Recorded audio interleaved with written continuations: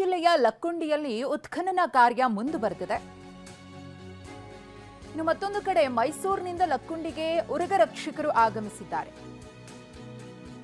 ಮೊನ್ನೆ ಬೃಹತ್ ಹಾವು ಕಂಡಿದೆ ಅಂತ ಗ್ರಾಮಸ್ಥರು ಹೇಳಿದ್ರು. ಉತ್ಖನನ ಸ್ಥಳದಲ್ಲಿ ಉರಗರಕ್ಷಕರಿಂದ ಪರಿಶೀಲನೆ. ಉತ್ಖನನ ನಡೀತಾ ಇರುವಂತಹ ಜಾಗ, ಗೋಡೆಯ ಬಳಿ ಹಾವಿಗಾಗಿ ಶೋಧ ಮಾಡುತ್ತಿದ್ದಾರೆ. ಉರಗರಕ್ಷಕ ಶಿವರಾಜ್ ಮತ್ತು ಶ್ವೇತಾ ಅವರು ಬಂದಿದ್ದಾರೆ ಸ್ಥಳಕ್ಕೆ. ಕಳೆದ 5 ದಿನಗಳಿಂದ ಲಕ್ಕುಂಡಿ ಗ್ರಾಮದಲ್ಲಿ ಉತ್ಖನನ ಕೆಲಸ ನಡೀತಾ ಇದೆ. ಒಂದಷ್ಟು ಪ್ರಾಚೀನ ವಸ್ತುಗಳು ಪತ್ತೆಯಾಗಿದೆ. ಇನ್ನು ಗ್ರಾಮಸ್ಥರು ಹೇಳಿದ್ರು ಹಾವು ಕಂಡಿದೆ, ಹಾವಿಗೆ ಕೂದಲಿತ್ತು ಅಂತ ಹೇಳಿ. ಇದೀಗ ಆ ಉರಗಕ್ಕೋಸ್ಕರ ಶೋಧ ಕಾರ್ಯ ನಡೀತಾ ಇದೆ ಉರಗ ತಜ್ಞರಿಂದ. ನಮ್ಮ ಪ್ರತಿನಿಧಿ ಸಂಜೀವ್ ಈ ಕುರಿತು ಒಂದು ವರದಿ ಕೊಟ್ಟಿದ್ದಾರೆ. ಜೊತೆಗೆ ಉರಗರಕ್ಷಕರ ಜೊತೆ ಮಾತುಕತೆ ನಡೆಸಿದ್ದಾರೆ, ನೋಡೋಣ. ಐತಿಹಾಸಿಕ ಲಕ್ಕುಂಡಿ ಗ್ರಾಮದಲ್ಲಿ ಘಟಸರ್ಪ ಪತ್ತೆಯಾಗಿ ಸುದ್ದಿ ಕೇಳಿ ಈಗ ಮೈಸೂರಿನಿಂದ ಉರಗ ರಕ್ಷಕರು ಆಗಮಿಸಿದ್ದಾರೆ. ಅವ್ರಿಗೆ ಏನೆಲ್ಲ ಮಾಹಿತಿ ಇದೆ, ಈ ಥರ ಘಟಸರ್ಪ ಇದಕ್ಕೆ ಸಾಧ್ಯ ಅನ್ನೋದ್ರ ಬಗ್ಗೆ ಅವ್ರ ಜೊತೆ ಮಾತನಾಡೋಣ. ಸರ್ ನಮಸ್ತೆ. ಈಗ ನೀವು ಮೈಸೂರಿನಿಂದ ಇಲ್ಲಿ ಬಂದಿದ್ದೀರಿ, ಯಾಕೆ ಬಂದಿರಿ, ಯಾವ ವಿಷಯಕ್ಕಾಗಿ ಇಲ್ಲಿ ಬಂದಿದ್ದೀರಾ? ಅದೇ ಲಕ್ಕುಂಡಿ ಗ್ರಾಮದಲ್ಲಿ ಏನೋ ನಿಧಿ ವಿಚಾರದಲ್ಲಿ ಉತ್ಖನನ ಕಾರ್ಯ ನಡಿಬೇಕಾದ್ರೆ ಘಟಸರ್ಪ ಅಂತ ಅಂದ್ಬಿಟ್ಟು ನಾನು ಮಾಧ್ಯಮದಲ್ಲೇ ನೋಡಿದೆ. ಆ ಘಟಸರ್ಪ ಅಂತ ಹೇಳಿದ್ರೆ 7 ಎಡೆ 5 ಎಡೆ ಈ ಥರ 2 ಎಡೆ ಸ್ಪೆಷಲ್ ಆಗಿರ್ತದೆ. ಅದನ್ನೊಂದ್ಸಲ ನಾವು ನೋಡೋಣ ಕಣ್ಣಲ್ಲಿ. ಯಾಕೆಂದರೆ ಒಂದು 22 ವರ್ಷದಿಂದ ನಾವು ಈ ಹಾವುಗಳನ್ನ ಸಂರಕ್ಷಣೆ ಕ್ಷೇತ್ರದಲ್ಲಿ ದುಡ್ಕೊಂಡು ಬಂದಿದ್ದೀವಿ. ಇದು ಒಂಥರ ಘಟಸರ್ಪ ಅಂದರೆ ಇದನ್ನ ಯಾಕೆ ಒಂದ್ಸಲ ನಾವು ನೋಡಬಾರ್ದು, ಒಂದ್ಸಲ ಅದನ್ನು ಸಂರಕ್ಷಣೆ ಮಾಡ್ಬೋದಲ್ವಾ ಅನ್ನೋ ಉದ್ದೇಶಕ್ಕೆ ನಾನು ಮೈಸೂರಿಂದ ಇಲ್ಲಿಗೆ ಬಂದಿದ್ದೀನಿ ಸರ್. ಈಗ ಆ ಥರದ ಘಟಸರ್ಪ ನೀವು 22 ವರ್ಷ ಆಯ್ತು ಅಂತ ಹೇಳ್ತಿದ್ದೀರಿ. ಮತ್ತು 22 ವರ್ಷದಲ್ಲಿ ಆ ಥರದ ಏನು ಸರ್ಪ ನೀವು ನೋಡಿದ್ದೀರಾ ಅಂತ?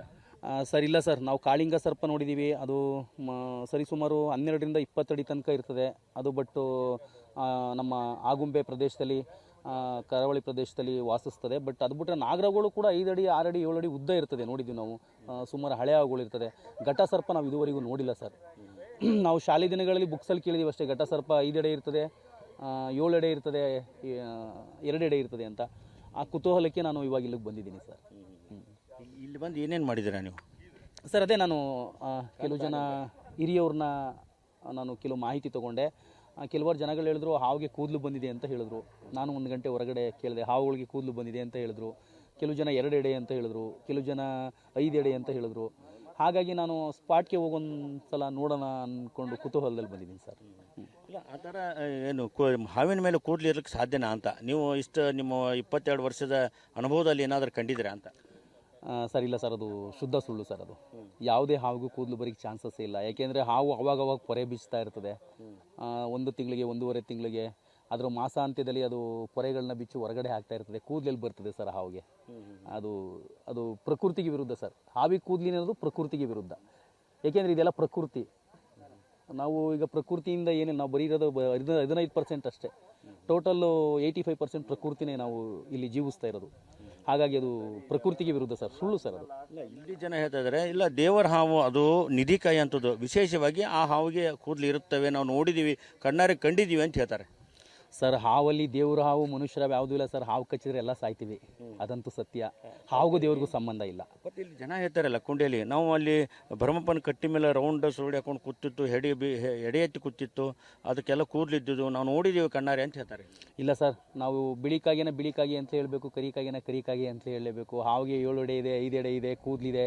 ಅದು ಪ್ರಕೃತಿಗೆ ವಿರುದ್ಧ. ನಾವು ನೋಡಿಲ್ಲ ಸರ್. ಆ ಕುತೂಹಲಕ್ಕೆ ನಾವು ಅಷ್ಟು ದೂರದಿಂದ ಇಲ್ಲಿಗೆ ಬಂದಿದ್ದು. ನೋಡೋಣ ಅಂದ್ಕೊಂಡೇ ಬಂದಿದ್ದು. ಸರ್ವೇಸಾಮಾನ್ಯಗೆ ಹಾವು ಅದು ಮಾಸಾಂತ್ಯದಲ್ಲಿ ಅದು ಪೊರೆಗಳನ್ನ ಬೀಚ್ತಾ ಇರ್ತದೆ, ಕೂದಲು ಬರಲಿಕ್ಕೆ ಎಲ್ಲಿ ಸಾಧ್ಯ ಸರ್? ಆಮೇಲೆ ಇದು ಸೋಷಿಯಲ್ ಮೀಡಿಯಾದಲ್ಲಿ ಒಂದು 3-4 ವರ್ಷದಿಂದ ಹರಿದಾಡಿತ್ತು ಸ್ವಲ್ಪ ದಿವಸಗಳ ಕಾಲ. ಈಗ ನೀವೇ ನೋಡಿದ್ರಲ್ಲ, ಈಗ ಒಂದು ಸ್ವಲ್ಪ ದಿವಸದಲ್ಲಿ ಹುಲಿ ತೊಗೊಂಡೋಗಿ ಎತ್ಕೊಂಡು ಹೋಗ್ಬಿಡ್ತದೆ ಒಬ್ಬ ಸೆಕ್ಯೂರಿಟಿ ಗಾರ್ಡ್ನ, ಮತ್ತೆ ಪುನಃ ಅದೇ ಹುಲಿ ಅಲ್ಲಿಗೆ ತೊಗೊಬಂದ್ಬಿಡ್ತದೆ. ಹಾಗೆ ಹಾವುಗಳಿಗೆ ಕೂದಲು ಬರೋದೇನೋ ದೊಡ್ಡ ವಿಶೇಷತೆ ಏನಲ್ಲ ಸರ್. ಇವತ್ತು ಅದೇನೋ AI ಅನ್ನೋಂಥ ಏನೋ ಒಂದು ಆ್ಯಪ್ ಬಂದ್ಬಿಟ್ಟು ಹುಡುಗನ ಹುಡುಗನ ಮಾಡ್ತಾ ಇದ್ದಾರೆ. ಹಾಗಾಗಿ ಹಾವುಗಳನ್ನ ದಯವಿಟ್ಟು ಬಳಸ್ಕೋಬೇಡಿ. ಯಾಕೆಂದರೆ ಅದು ಪೂರ್ವಜರ ಕಾಲದಿಂದನೂ ಐತಿಹಾಸಿಕ ಕ್ರಿಸ್ತಪೂರ್ವದಿಂದ ಅದಕ್ಕೆ ಆದಂಥ ಒಂದು, ನಾವು ನಮ್ಮ ಧರ್ಮೀಯವಾಗಿ ನಮ್ಮ ದೇಶದಲ್ಲಿ ಮಾತ್ರ ಅದನ್ನು ಪೂಜೆ ಮಾಡಿಕೊಂಡು ಅದು ದೇವರು ಅಂದ್ಕೊಂಡು ಬಂದಿದ್ದೀವಿ. ಹಾಗಾಗಿ ಅದ್ರ ಮೇಲೆ ಆಪಾದನೆ ಮಾಡ್ತಾ ಇರೋದು ನನ್ನ ಪ್ರಕಾರವಾಗಿ ಪ್ರಕೃತಿಗೆ ವಿರುದ್ಧ, ಪ್ರಕೃತಿ ಮೇಲೆ ಆಪಾದನೆ ಮಾಡ್ದಂಗೆ ಸರ್. ಎಲ್ಲೂ ಕಂಡಿಲ್ಲ. ನಾವು ಇಷ್ಟು ವರ್ಷ ಹಾವು ಹಿಡಿತಿದ್ದೀವಿ, ನಾವೆಲ್ಲೂ ನೋಡಿಲ್ಲಪ್ಪ. ಆ ಥರ ಇರೋಕ್ಕೆ ಸಾಧ್ಯನಾ? ಸಾಧ್ಯವೇ ಇಲ್ಲ. ನೀವು ಎಷ್ಟು ವರ್ಷ ಈ ಥರ ನೀವು? ನಾನು 4 ವರ್ಷ ಆಯ್ತು. 4 ವರ್ಷದಾಗೆ ಆ ಥರ ಕಂಡಿಲ್ಲ? ಇಲ್ಲ ಹಾಂ?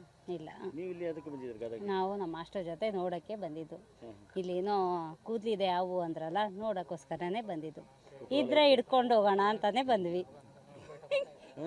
ಅಷ್ಟು ಕುತೂಹಲ ಹ್ಞೂ ಮೈಸೂರಿನಿಂದ ಬಂದಿದೆ. ಹ್ಞೂ. ಇದು ಏನು ಉರಗ ರಕ್ಷಕರ ಮಾತು. ಏನು ಈ ಭಾಗದಲ್ಲಿ ಗಡಸರ್ಪ ಇದೆ, ಸರ್ಪಕ್ಕೆ ಕೂದಲಿದೆ ಅಂತ ಹೇಳಿದ್ರು. ಹೀಗಾಗಿ ಅದು ನಾವು ಕುತೂಹಲ ಇದೆ ಅಂತ ಎಂಥ ಹಾವಿದೆ ಹೇಗಿದೆ ಅಂತ ನೋಡೋಕ್ಕೋಸ್ಕರ ನಾವು ಬಂದಿದ್ದೀವಿ. ಆದರೆ ಆ ಥರ ಹಾವ ಇರೋಕ್ಕೆ ಸಾಧ್ಯನೇ ಇಲ್ಲ, ಇದೆಲ್ಲವೂ ಸುಳ್ಳು ಅನ್ನೋ ಮಾತು ಇವ್ರು ಹೇಳ್ತಾ ಇದ್ದಾರೆ. ಕ್ಯಾಮ್ರಾಮನ್ ಶಂಭು ಜೊತೆ ಸಂಜು ಪಾಂಡ್ರೆ, TV9 ಗದಗ್.